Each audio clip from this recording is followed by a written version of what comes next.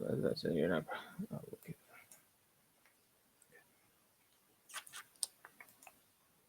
Okay. Okay. Welcome to Executive Talk. I am with Michael Levitt, the one and only. Michael, welcome for being here. I'm so excited to have you on the show today. How you doing? I'm great. Happy New Year, and I've been looking forward to this conversation as well. Happy New Year to you as well. How have you gone into celebrating the New Year? Have you done anything fun and exciting yet, or still kind of like take it a little bit low and enjoying the last, moments of who knows what into who knows what else? Exactly. I'm easing into it. I took most of the month of December off and used it as a time of reflection. I do a lot of journaling, so I reviewed my journal notes for 2020 and looked at my calendar schedule to see how the year progressed. And I saw the train wreck that March was, and I mean that's probably not a good.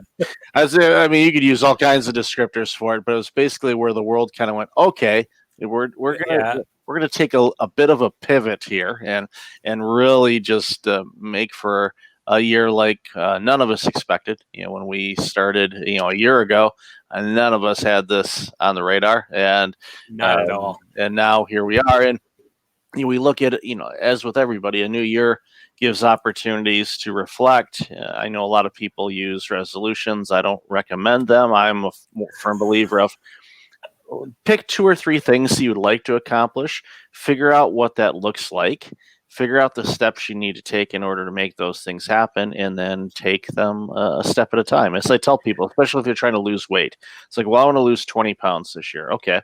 Don't expect to lose 20 pounds in January because you didn't put 20 pounds on in a very short period of time. Right. For many people, it may have been years, or it could have been last year, just because everyone was working from home instead of going out and walking to and from work and all of that good stuff. So for me, it's just been an exercise of just easing into things, constantly looking, going, okay, where are opportunities? What's going on in the landscape? Of course, we know in the U.S. that it's been an interesting start to the year, and interesting is a light way of putting it. Yeah. Okay. Cool. Yeah. So we've got some interesting times ahead of us. There's a ton of uncertainty. We don't know what's going to happen, where, why. I mean, we know that there's January 20th. President-elect Biden is supposed to be sworn in. That we know that much. Let me rephrase. We assume that much. Okay? We assume that. That's based on previous historical events. That's usually what happens on January 20th after an election. There's nothing usual so far about this year or last year, for that matter. So it's grab some popcorn, be safe, and take it in as peacefully and safely as you can, and we'll see what happps. There we go. It's funny that you say that you're not into New Year's resolution. So the funny thing is, I'm not so much into it either. What's interesting to me is actually what New Year's is it's a trigger, really, right? Is that the opportunity to make a change you have all the time. Right. But we often get so caught up in our own everyday that you don't take that moment to think. You don't take any time to kind of like look back and reflect. And so for many people, New Year's is really just a trigger for you to say, hey, stop. let me look at what's happening and use this opportunity for me to plan what I would like to see happening in the future. Agreed. And also what's interesting is also you're absolutely correct when you talk about so let's say your goal is to lose 20 pounds, right? So as you said, right, I didn't put 20 pounds on all at once.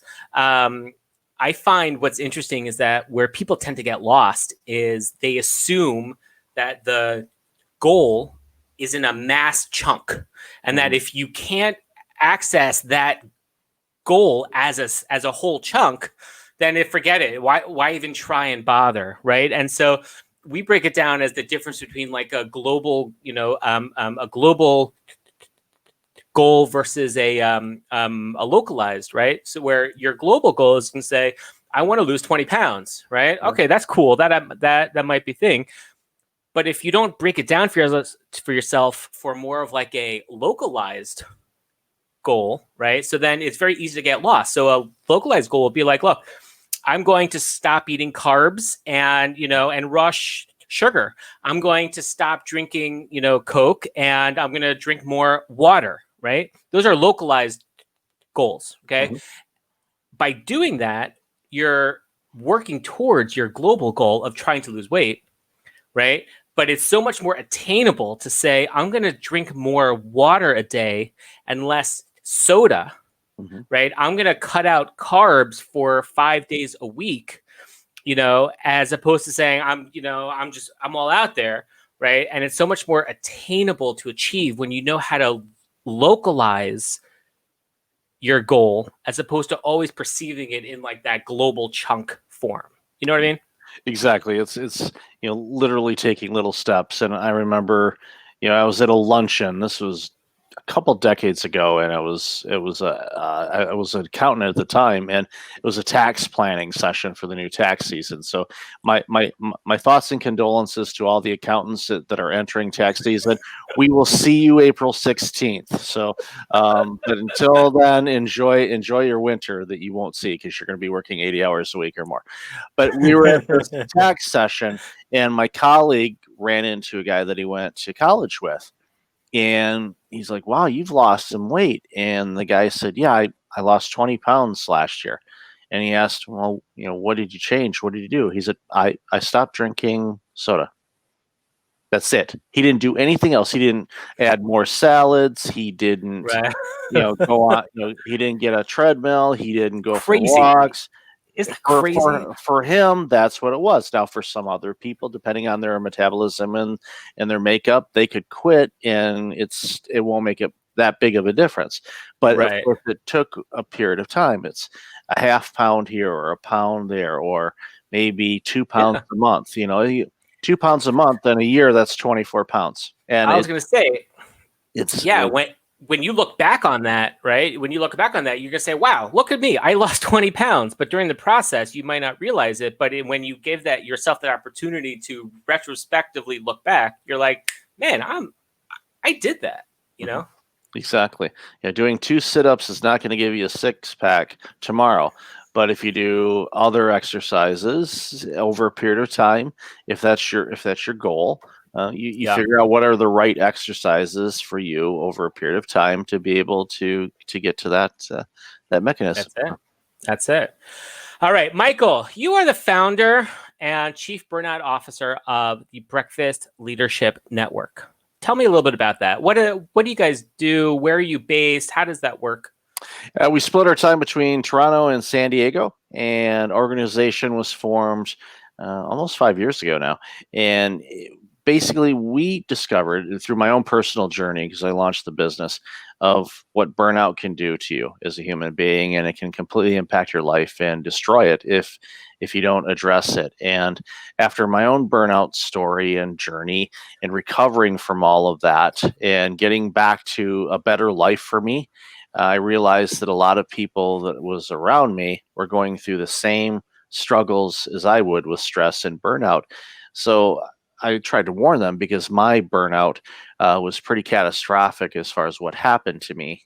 And I didn't want to see that happen to them. So I started talking with people, and they said, well, we'll just work through it, which is a common response. But unfortunately, that doesn't help. You have to address it in a different way in order to first get back to a normal state and not be burned out. And then the most important step after that is figure out why you burned out. And that takes work. That takes time and looking within and making some adjustments in your life to be able to make sure you don't burn out again. Because when I hear people say they've been burned out a few times, well, I was burned out once and it should have killed me, but it didn't, thankfully.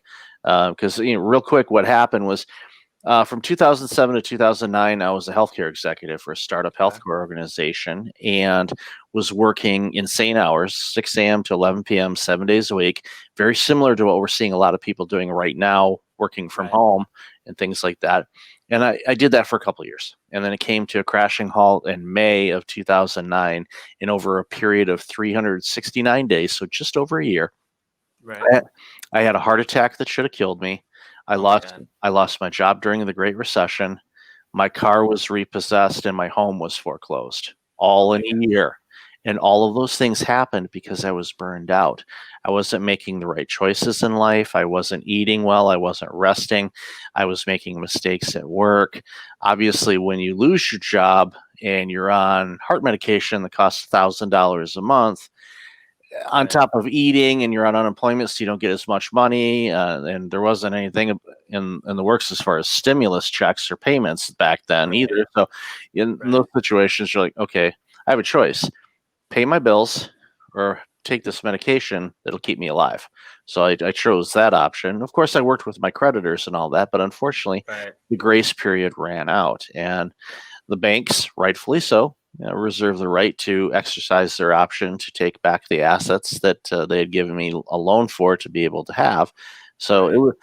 it was pretty catastrophic. But after going through all of those things in that year of time, it gave me time to reflect, reinvent myself. Now, let me put a disclaimer here, How real quick. long how long were you in that down state for? Well, after the heart attack in May, I had 17 weeks to recover, and then I Okay. lost my job right after that, and it took several months to Gosh. find a new job. And then April and May of 2010 is when the car and the house situation came in. By then, I had already started a new role. Thankfully, I already had another vehicle that was paid off and started the Okay. rebuild. But during that time, from the heart attack and recovery, and of course, all these other losses were starting to pile up, each one, I recognized, okay, I knew how to get over the heart attack. I knew what I needed to do to recover from that. Okay, I know what to do about a job loss. Go find another job. The car and the house situation were such where, okay, what do I need to do in order to get myself back on my feet? And then from there, let's take some steps to make sure this never happens again. So the answer to your question, basically from the summer of 2010 till I would say 2012, 2013, and it was over a period of time because I was busy working full-time executive again, but I was doing it differently. And it was a trial by fire, quite Okay. frankly, for me. Is okay, how do I lead? But I have to lead myself first. And that was the Right. biggest thing that I had not done before. I was too busy focusing on leading others. I wasn't leading me. So I needed to figure out, how do I lead me first? Right. And then from there, be able to But lead by the way, others. that is such, sorry to interrupt you. That is such a powerful statement, that in its own right there. I just want to pause you because you are so correct when in that one statement is that we get so involved with everything else and everyone else, we tend to lose focus on us, right? Right. If we are not able to lead ourselves, how are we ever going to be able to lead someone else? And that mind shift is so important. Sorry to have cut you off.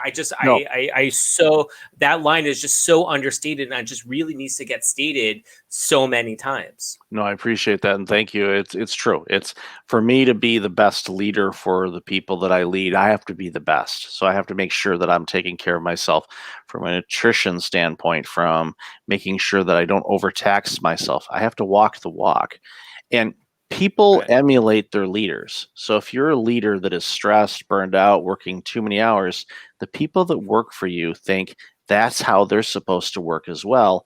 And then what happens is you have an entire organizations that it is just stressed out or potentially dealing with burnout. And that impacts what you do for your customers, that Right. impacts your bottom line. And right now, even in this pandemic world, if you're operating that way, that's not sustainable. Correct. I think once all of this is behind us and we get to the next normal, organizations that behave that way are going to have a much shorter lifespan than in the past. There was people who just forgive and like everything go on. But my guess is those organizations that are stressing their employees out or have stressed out leaders, they're going to be struggling a little bit because people are going to look and go, you know what, there's a better work-life harmony over at this organization, or I can work more remotely there. So the war for talent. Yeah, go ahead. Sorry, go ahead. Sorry, no, go ahead. You finish. I was going to say the war for talent is going to increase because people, 100%. You know, there's organizations can say, how do we get better at what we do? Okay, who's the best talent? And especially if they're working in a remote type of situation, they're not limited to a geographical area like Silicon Valley or Southern California or Tampa or New York City. They're going to say, who's the best this type of role, whatever it is, in this particular region, in case they have to come in every once in a while to go into meetings or whatnot. But most of the time they're going to be working remotely. Right. So it's going to change the dynamic of talent acquisition. So let me ask you a question then. In your experience, right? So if you're a business owner or a business leader, okay, and you have certain goals and expectations that you need to hit, right? So how do you create the balance between urgency and need, right? Making sure that you get the most out of your employees, your team, your staff, your company, right? While maintaining that balance, because you're right, you're the boss, you're not their friend, right? It doesn't mean you can't be friendly. It doesn't mean you can't, create opportunities, to create a company culture that cares and that matters, right? I'm a big believer of that. But how would you then instruct someone to, who is at the top like that, to say, no, here's how you need to run a company that is efficient, does its job, right? Hits the goals you're looking to hit, but is also able to create that environment of calm, I guess. Yeah, the best leaders that I've had, and I've done my best to emulate, have done a few things. One, they get really, really focused on what the company is there to do. Okay. Where companies get in trouble is they try to be everything to everybody. They try to be the Walmart of something or the Amazon of something where they sell basically everything. You can't run your organization other than those examples of selling or serving everybody. You have to figure out what do we do? Who are we as an organization? All right, what is our customer needs? What do they look like? Who do we serve? Get really crystal clear on that and figure out, okay, what are the products or services that these customers demand from us? And hopefully it's not 400 things. Hopefully it's specific, and be really good at those things. There's always there's always opportunities to grow and expand the business, but oftentimes what happens is they do it too quickly. When you operate in an environment where you have the right people doing the right things and understanding the strengths in the areas of growth of your employees, putting them in the right spot where, one, they're really good at what they do, and more importantly, they enjoy what they're doing, it makes it easier for them. Give them the flexibility to be able to do the jobs to the best of their ability.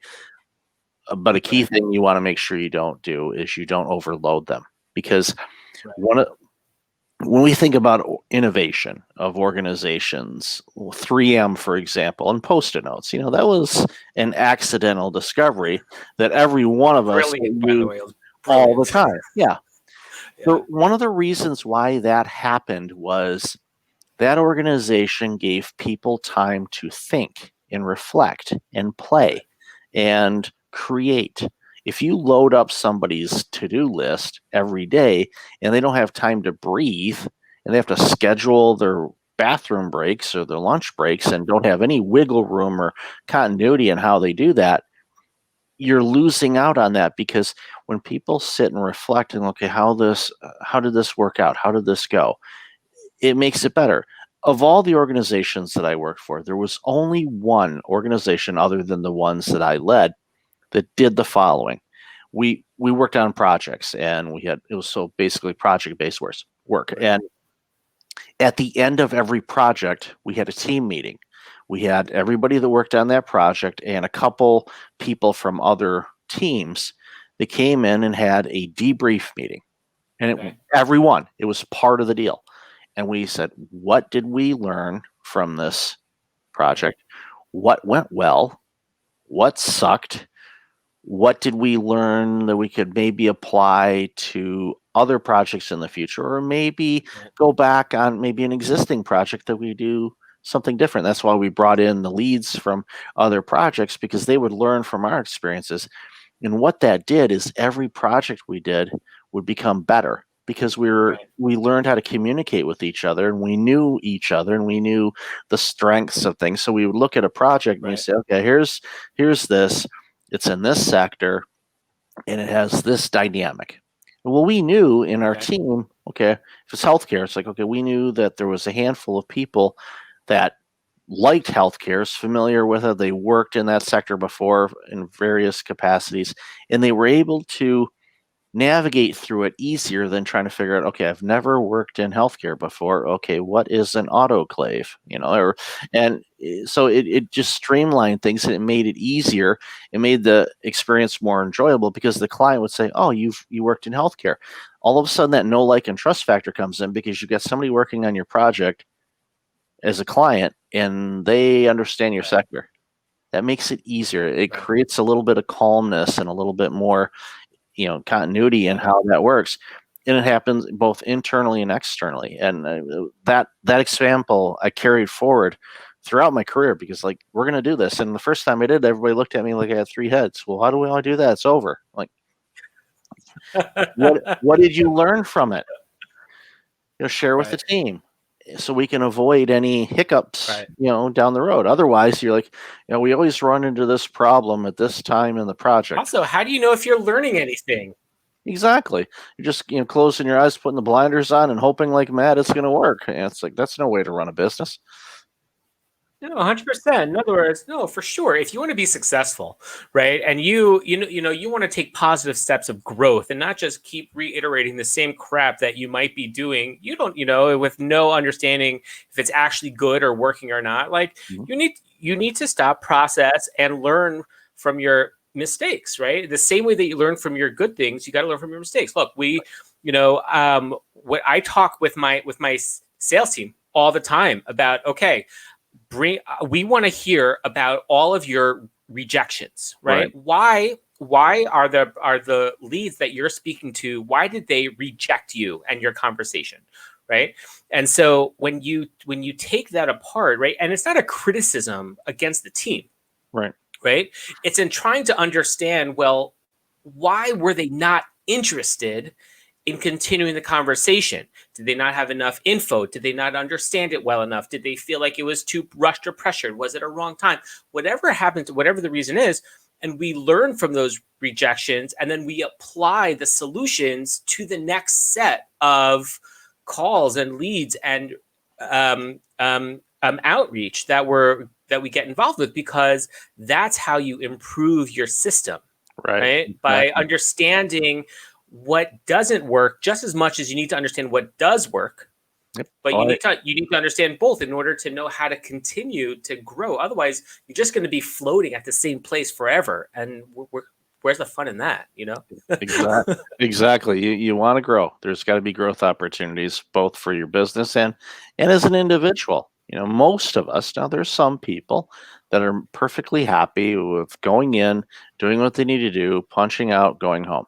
And that is perfect for them, because they like allocating their energy to something different in life. That's fine. I'm not here to judge. But most of us want growth. We want to learn new things. We want to grow in our career. We want to make more income so we can do the things that we want to do. And when you're in an environment that puts a cap on that or restricts that or doesn't even allow that to happen, that's when you start getting disgruntled. That's when you start getting stressed out about things, and prolonged stress turns into burnout. It happens innocently in a lot of ways, but that's one of the things that happens time and time again. So someone who does experience that level of burnout, what are some tricks that you could offer them in order to to jumpstart again, and to like not get stuck in that cycle of like down, but how to like help themselves get back up? Yeah, there's simple steps that are easy to apply even during a pandemic. One is make sure you're getting a good night's sleep. And that sometimes is difficult because if you're stressing and you're tossing and turning and you can't quiet your mind, then that impacts your sleep. And sleep is when we do the repair job to the damage we do to ourselves on a daily basis. Right.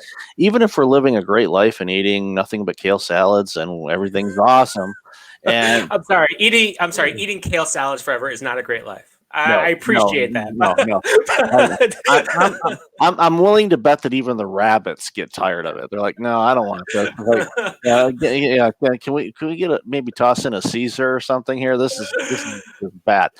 But you live all, you eat well and you get activity and all that stuff, because in that way, when you're sleeping, your body's repairing the damage that we do.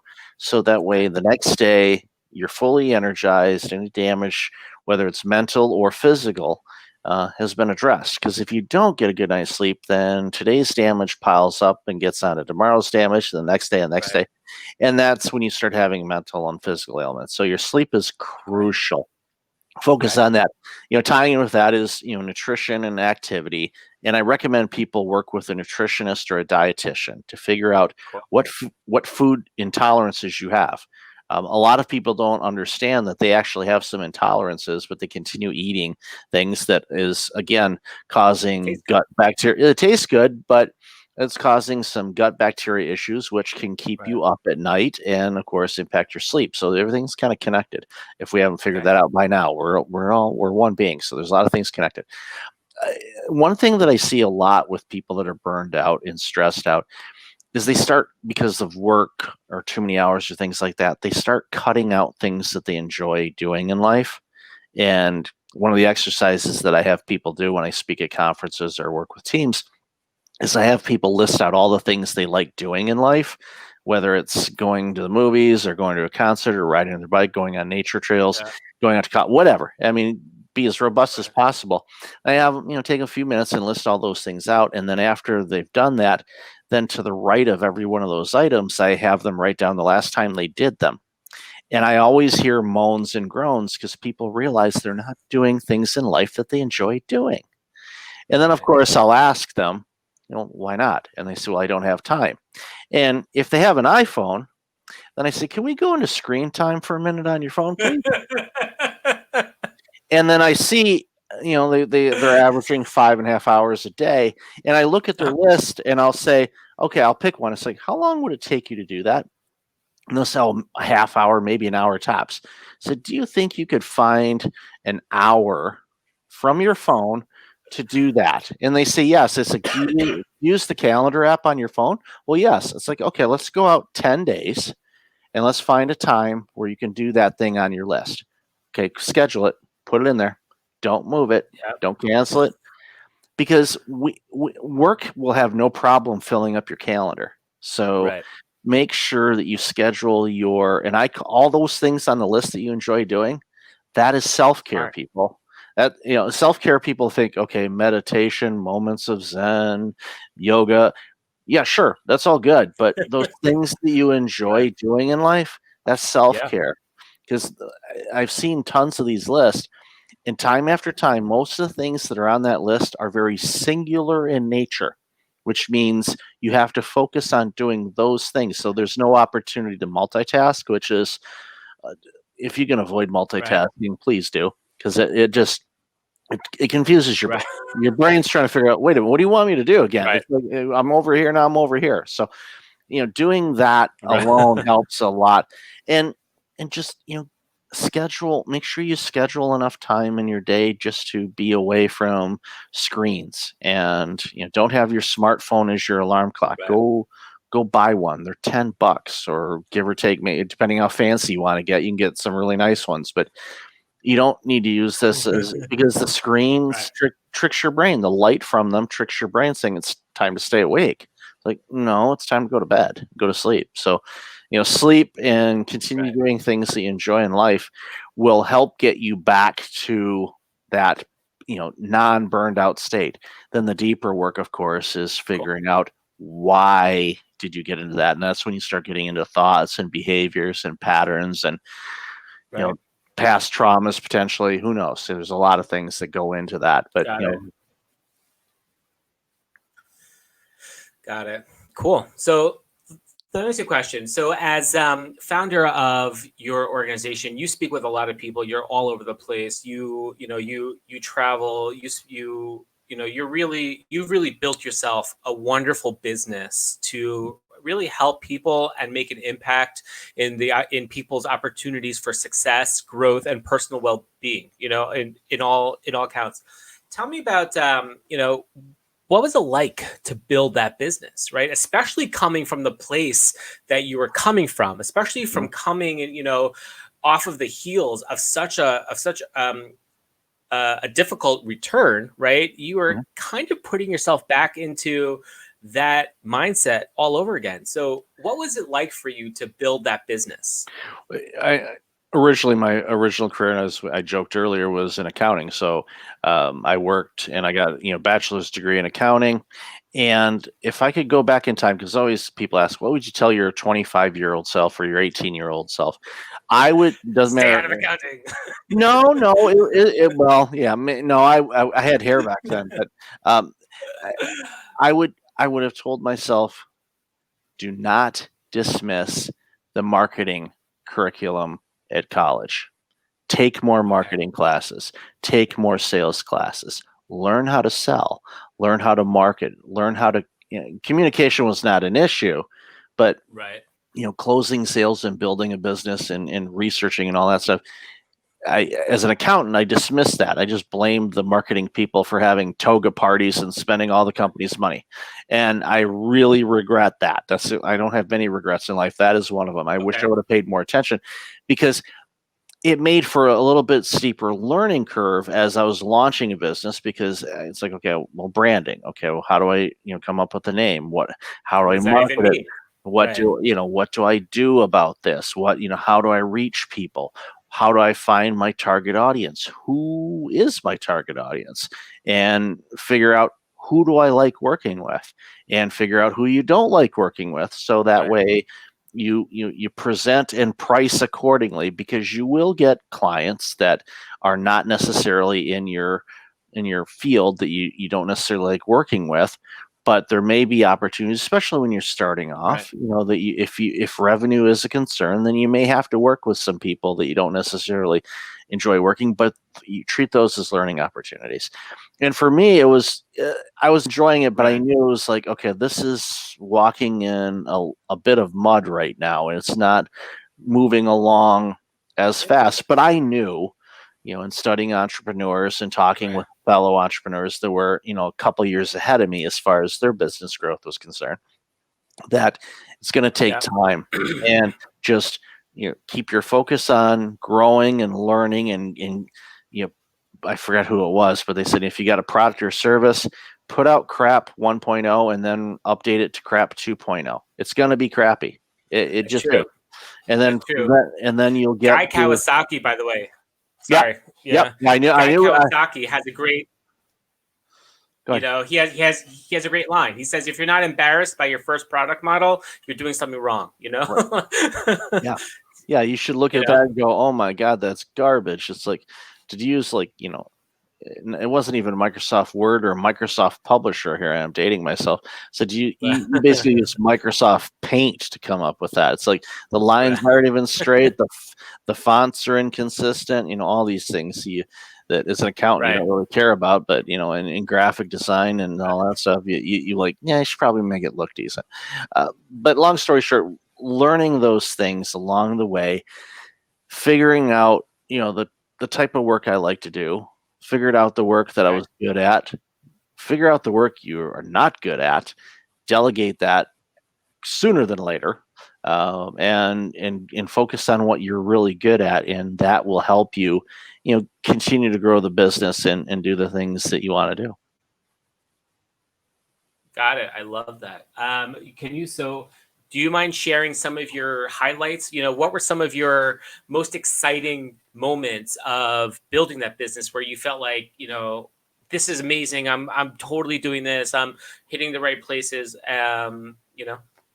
Yeah, I think there are a couple stories real quick. One is, being able to speak in front of global audiences about burnout, because burnout, unfortunately, is a global situation. It's not just limited to the United States or North America.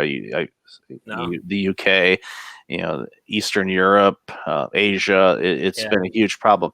And being able to speak with different audiences and different organizations has been absolutely amazing. And even last year, 2020, and the pandemic was my best year.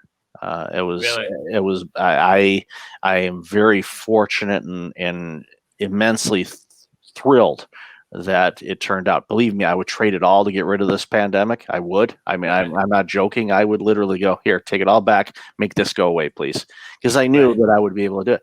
But being able to serve so many last year through Zoom calls and this and that, instead of going and getting on an airplane and flying somewhere, was a big transition. But I was able to do it, and that was one of the biggest things that just made it so successful. And the other thing that I love is with my podcast show. I launched that in 2017 with really I didn't have an end goal with it per se, other than just being prompted by a colleague of mine saying, launch a podcast, talk about your experiences. I'm like, okay, I did. So the first 60 episodes, it was just me yapping for a few minutes on different things, and it was starting to pick up. And then I got a request if somebody wanted to be on the show. I'm like, how in the world do I interview somebody? How's that work? Okay, let's see. Let's launch a Zoom account. Okay, we got that. All right, now. What's the settings? Okay, where's record? What does that do? Only lost a couple interviews, not too bad, but not too bad. Yeah, I mean, some people have lost some great ones. Like, oh, that's in the abyss somewhere. But yeah, I've been plugging away at that for coming up on 4 years now, and the international reach that it has is great. I just got a stat the other day. I hit like 173 in India in entrepreneurship, and like. And anytime I rank high internationally, I'm thankful for it. But then I go back and go, okay, what about my content is resonating with those audiences? What are they looking for? Are they just looking for North American viewpoints on things, or is there something more specific? So a lot of additional research that needs to be done there, but I'm thankful for it. It's like, okay, there's somebody besides my podcast editor and me listening to the show. It's pretty amazing, and I that's a great feeling, isn't it? When you're like, oh, someone's actually listening to my show. No way, it's great. I know my mom and my brother don't, and my better half, she tells me, I'm never listening to your show because I get the live version. I don't know. I don't need it. So I mean, they're not on it. So I'm like, okay, somebody that doesn't know me, or I don't know them, is listening to them. It's like it's a very powerful thing, and I keep myself in check, because when you're on a show or you're saying something, you want to make sure, okay, you don't want to isolate or alienate people. You can share an opinion on something, but you literally have to check yourself in the mirror, because I'm representing a brand. I'm representing myself as well. I'm also representing family, friends, any place that I've ever worked, any place I went to school. There's a lot of people that have, and organizations and entities that are part of where I am today, and I choose to make sure that I do my best to represent every one of those as best I can, and I do my best not to forget that. Good for you. That's such an important component. One of the biggest things that we tell people all the time is that don't ever lose track of what your brand is and what it means, right? Meaning that people just assume that my brand is my website, my brand is my logo, but it's not. Your brand is the way that you speak with people. Your brand is about the emails that you send, right? If you're an e-commerce company, right, and part of your business is to deliver products to people's homes, your delivery person is part of your brand. Everything, right, that incorporates you, the name, the association that people think when they think your name, right? All of those things are part of your brand. And you're absolutely correct when you have to be thinking extra carefully about all those pieces, because one small piece somewhere in the far out distance might, could very potentially bring everything, crashing if you're not careful or mindful about what your brand means and how you represent it in all the different aspects that that's involved. 100%.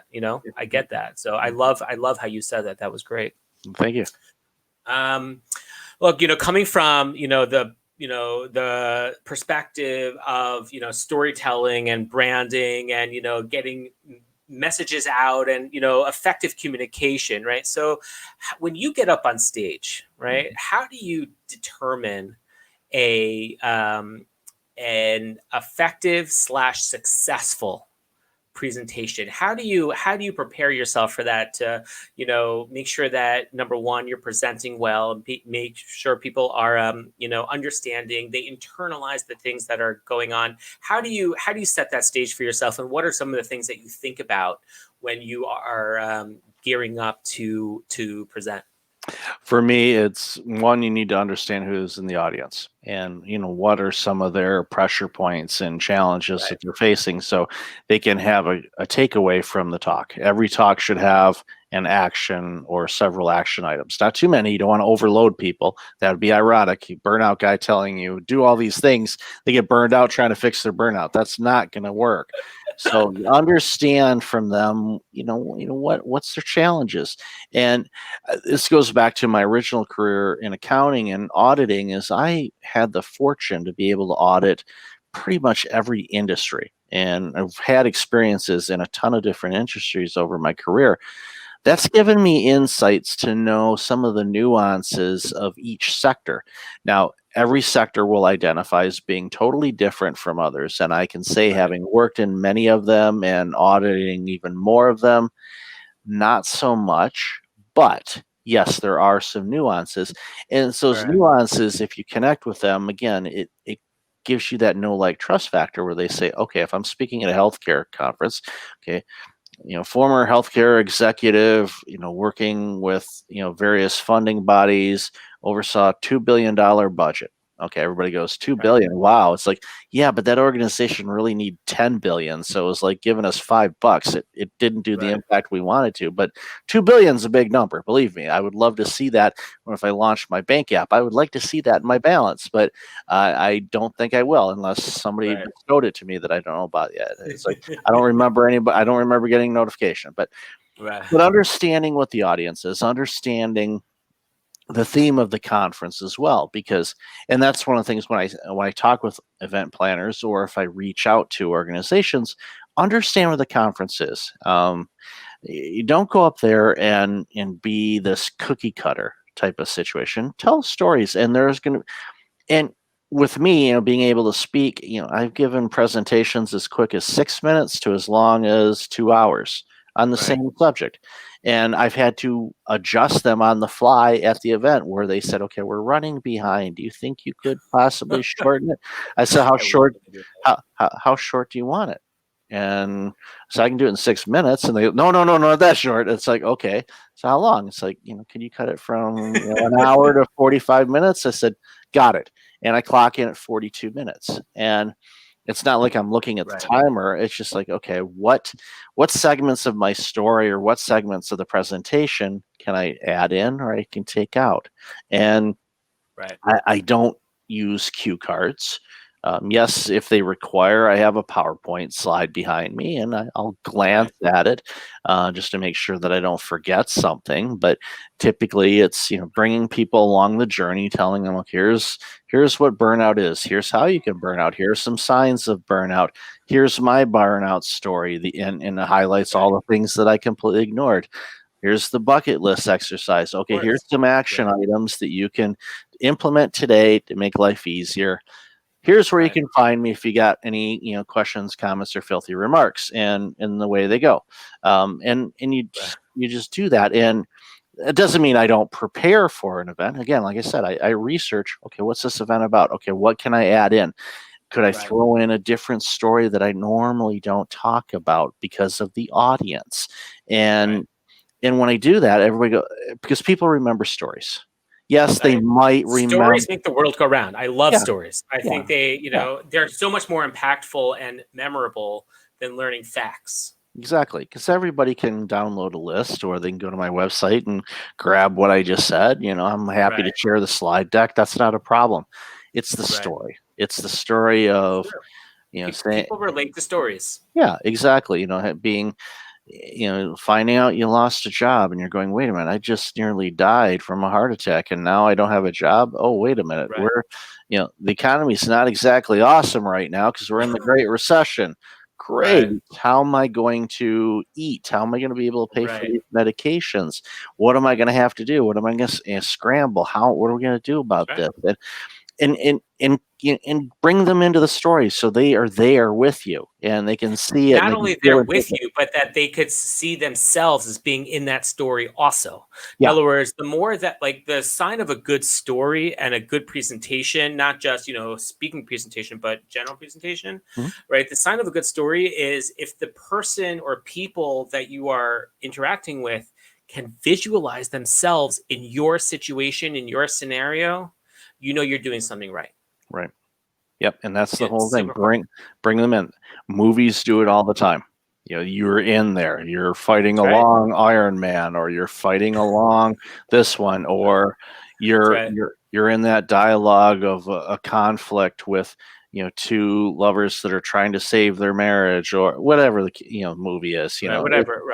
Or the TV show. Well, maybe not so much TV, but movies a little bit more because they got a little bit more elbow room to play. But bringing you into the story so you feel like you're in there and you're invested in the character, and you've realized, wait a minute, I see some things in me in there. Okay, that gives you a prompt where you can say, all right, do I want to do something with this, or am I going to just continue on with the way things are? And that's your choice. Is that the same process that you use when writing your book? The writing of the book, similar. I'll get some frameworks with it, and with my new book that just came out, Burnout Proof. I actually wrote that book before my 369 days book.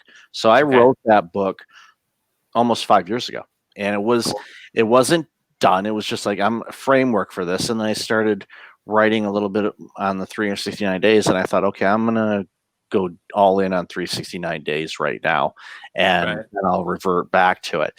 And it took time because that 369 days came out in 2017, and Burnout Proof came out a couple weeks ago. So from that aspect, I don't remember when it actually launched. My publisher and the people said, okay, we're going to release it this date. And then I got an email, so your book's live. I said, oh, I guess it's out. Okay. Let's go on Ingram and order me a copy. And so I did that. But the process that I used for Burnout Proof, even though it was way back when, is you kind of get the framework and you go, okay, let's take people along the journey, and what are some things that they're facing, where's the inner conflict, okay, where's some things that people are dealing with that can connect with them, so they read it, it's like, yep, that's me. That's one of the things I get a lot, either from my presentations or my book. They say, I see so much of me in what you experienced. I said, okay, good. It's good. Yeah, good. You see that. That's good. So now you, who is the person that are seeing that, now has a choice. What do you want to do with that? Do you want to make some adjustments in your life so you can get out of your burnout? Well, I've kind of given you a roadmap of how I did it and some things that's helped me along the way. Those are achievable and applicable. People have used them. It works. It worked on me. It's worked on others. So that's okay. There's proof in the pudding there. But getting to the point where it's like, like for a lot of my books, they're not really long. They're usually under 100 pages, give or take. That's intentional. Now, a lot of people say, well, that's a short book. It is. It's intentional because, one, I want people to finish the book, and two, I want them to have something that they can start applying in their life right now. Because if you buy a book and you go, okay, oh, this is how to do all of this stuff, and you look at it and it's 320 pages, Right. Right. And it's I'm like, not reading that.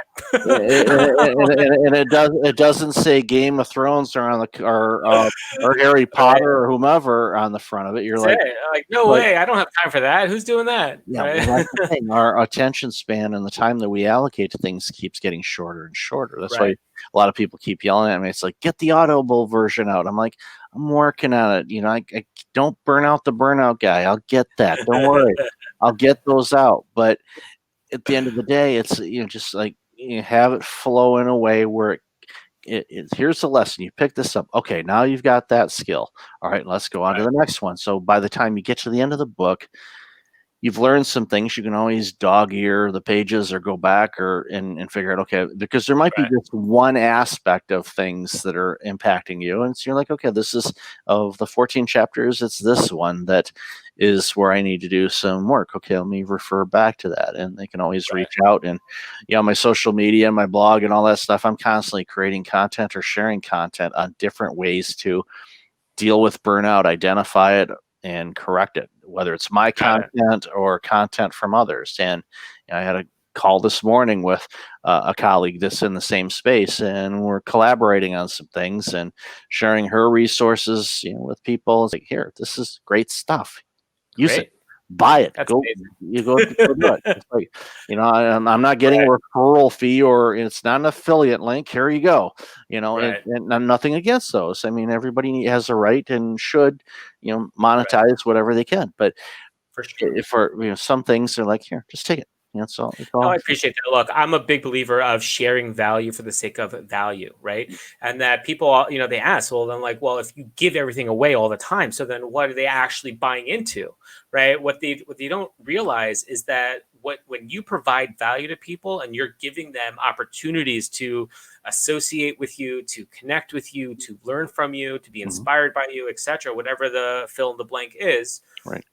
Your next stage of commitment to them is them buying a pass to you specifically, right?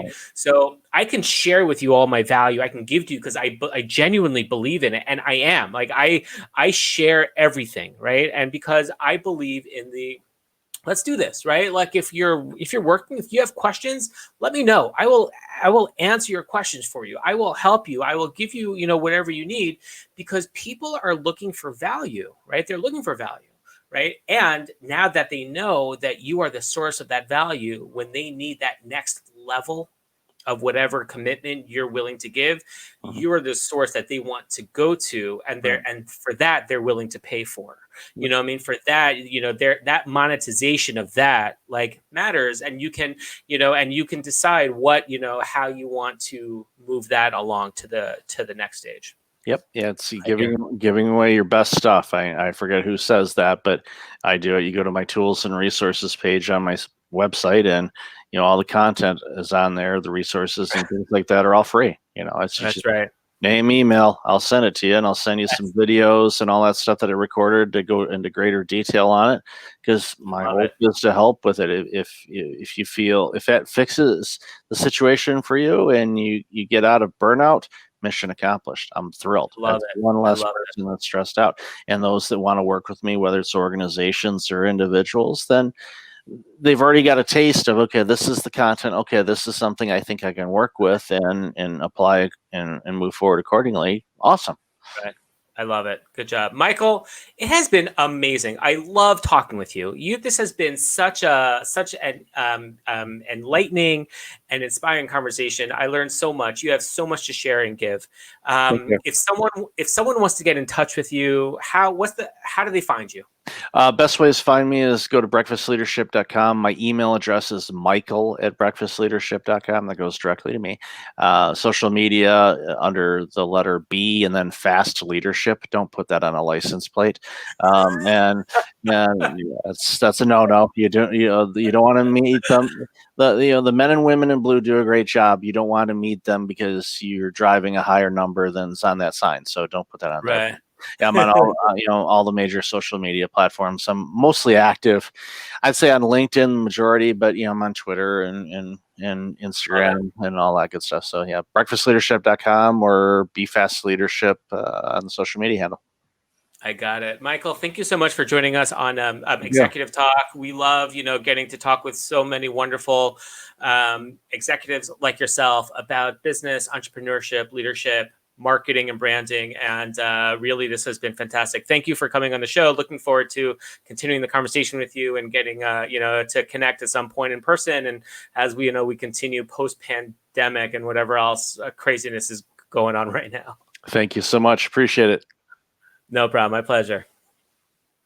And we're done. All right. How was that? That was awesome. Good stuff.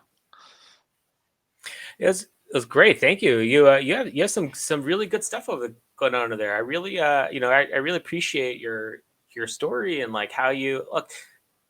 It takes a really strong person to be able to face their challenges head on and say, I don't want this anymore. Right. And to be able to, as you said it so well before, is if I don't know how to lead myself, how do you expect me to lead other people? And I think that part is so awesome. And I love how you've been able to build yourself out into that. Yeah. It was one of the big key things that jumped out at me early on, thankfully, after all of those losses and me reinventing myself. It's like, okay, what do I want to do? Okay, I still want to be a leader. Yeah. Okay. But how am I going to do it without killing myself? All right. Well, that I need to lead myself better. And okay, once I figured that out, it's like, okay, now lead teams and set the example. Don't send emails after hours or on weekends, and correct people that your team members that are doing that, and say, quit sending emails on a Saturday night. Leave people alone. It's not. I'm a firm believer. I try even in look. I run a company. We're an international based company. We work with a lot of people, a lot of companies. There's always something to do, right? There's always something to do. That being said, I'm a firm believer that there are some times it's off hours. Right. My phone is off. You don't bother me. This is if it's so important and you really need to get in touch with me, you know how. But otherwise, like, this is it. Like, time off. We'll check in tomorrow, and that'll be fine too. Exactly. Yeah, most of us aren't truly in emergency type work. There are some things that are mission critical. I get that, but the majority of the time, it can wait. I totally hear. How did we do as a conversation? Was this No, it was really good. Fun? Really good. Yo, this is a blast. I looked at the time like, how in the world did I get to that point? You left your cue cards on this one. You're like, oh man, where am I on my timestamp? Exactly. No, it was a blast. I really enjoyed it. This was a good conversation. I love doing these. Likewise. Do you do a lot of podcasts? I off and on. I've been picking them up a little bit more now with the book and all that. My PR person's like, okay, get ready. You're going to start doing them. I said, well, look at my calendar. Don't kill me. I was like, I can't. You don't burn out the burnout guy, please. It's just not cool.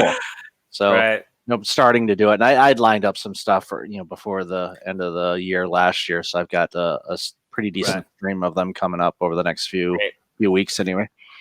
Can I just add something, by the way? Sorry, no problem.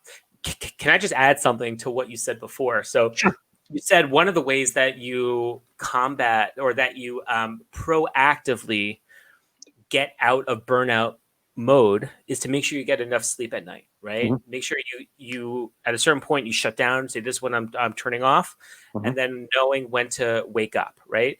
I think though the part that we get stuck with is it's not necessarily going to sleep at the right time, but it's also helping yourself wake up at the right time, because you could so easily just decide to keep sleeping. No, I didn't have enough. I don't feel satiated enough. Whatever it is. And that's also a very dangerous sign of burnout. It is. And so just as important it is to be able to go to sleep with purpose, you also have to know how to and when to wake up with purpose in order to be able to say, okay, that really was enough. I'm good. I might be a little bit tired, but I need to start my day and get my action moving. Yep. Yeah, that's critical. And that's a great analogy and a great reminder, because for people that are doing things they enjoy doing, they're active, they're getting a little bit of exercise in, that helps improve the quality of their sleep. So it gets consistent. Yeah. I don't sleep on weekends. I tend to get up at around the same time every day. I don't use an alarm clock because I naturally wake up, or the dog will wake us up and say, "I need to go outside." It's it's just code for he wants to eat. So yeah, he could be fine. Yeah, he's like, yeah, I'll go outside for you and trade for food. I'm like, okay. All right, well, I'll do that. So, but it's fairly consistent. Every once in a while, he'll sleep in, which throws everybody off. And like, look at the time, and of course, right around time change and things like that. That's when he gets off a little bit, but it tends to normalize after a while. But again, that's a great point, because then that way, when you get habits and routines in your life, it makes such a big difference. And when you get those routines that are beneficial to you, then you don't have to use brain power to think about it. It's just it's already ready to go, and it's made my life so much easier by implementing the routines that are good for me. And everyone has difference when it comes to routines and things like that. They don't need to mimic me unless it works for them. Then go for it. But look, I liked what you said also before about when you offer advice, right? Because I'm the same way. I try very hard not to look at someone and say, this is what you need to do to be successful. Right. This is what you need to do to. Like, how the hell do I know what like, I don't know your in and outs of every day. And so when I talk about things along those lines, it's always, excuse me. It's always the appreciation of your circumstance. Look, I understand what you're going through right now. I went through something similar. I get it. Right. Things that helped me, I'm not, and like they worked for me, whether they work for you or not, but like sometimes it's important to hear what other, how other people found success. And so I try so hard never to say, this is what you need to do. Right. What I do try to say is, look, these are things that worked for me. If you want to try it, great, but like, I know that for me, it was really helpful and really helped to get on the right, on the right path. And sometimes, that's helped. And sometimes people are like, okay, great. That's not me. Let me do something else. And that's fine too. Yep. Yeah. It's good to give them the space to be able to choose what they want to do, with, of course, the end goal that they're going to make improvements in their life. And when they do that, then that's beautiful. Absolutely beautiful. Awesome. Cool. All right, Michael, it was a pleasure. Thank you so much. I'll let you know in the next week or so when the podcast is ready to air, and looking forward to staying in touch and continuing the conversation with you. Thanks. Likewise. Thanks so much. Enjoy the rest of your day. Thanks. You too. Bye-bye. You too. Bye.